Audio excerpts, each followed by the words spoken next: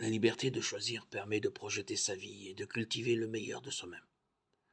Mais si elle n'a pas de noble objectif, ni de discipline personnelle, elle dégénère en une incapacité à se donner généreusement.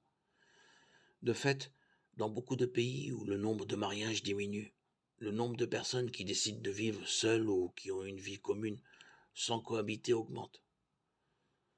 Nous pouvons aussi souligner l'admirable sens de la justice. Mais mal compris, il transforme les citoyens en clients qui exigent seulement que des services soient assurés. Chère famille, le Seigneur connaît nos fatigues. Il les connaît. Et il connaît les poids de notre vie. Mais le Seigneur connaît aussi notre profond désir de trouver la joie du repos. Vous vous rappelez, Jésus a dit que votre joie soit complète. Jean 15, 11. Jésus veut que notre joie soit complète. Il l'a dit aux apôtres. Et il nous le répète aujourd'hui. Alors, ceci est la première chose que nous devons partager. C'est une parole de Jésus. Venez à moi, famille du monde entier, dit Jésus, et je vous donnerai le repos, afin que votre joie soit complète.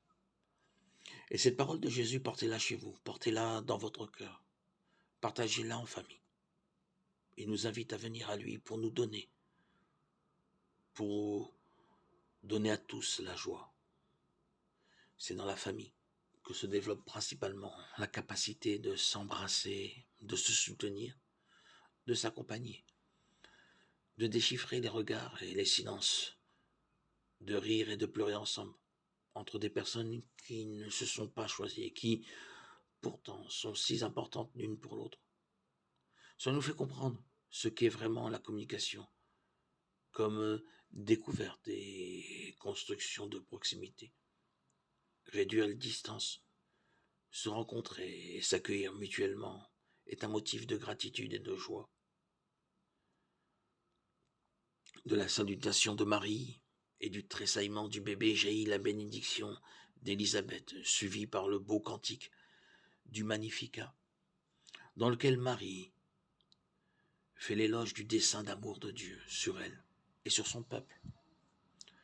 D'un oui prononcé avec foi découlent des conséquences qui vont bien au-delà de nous-mêmes et se répandent dans le monde. Il nous faut nous reposer dans la prière, particulièrement en famille.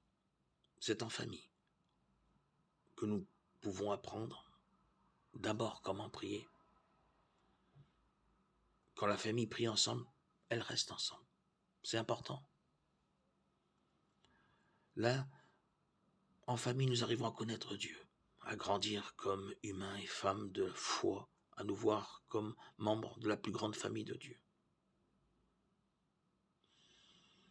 En famille, nous apprenons comment aimer, comment pardonner, comment être généreux et ouvert, et non pas fermé ou égoïste. Nous apprenons à aller au-delà de nos besoins, à rencontrer les autres et à partager nos vies avec eux. Voilà pourquoi il est si important de prier en famille, si important.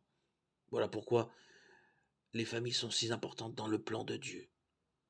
Se reposer dans le Seigneur, c'est prier ensemble, en famille.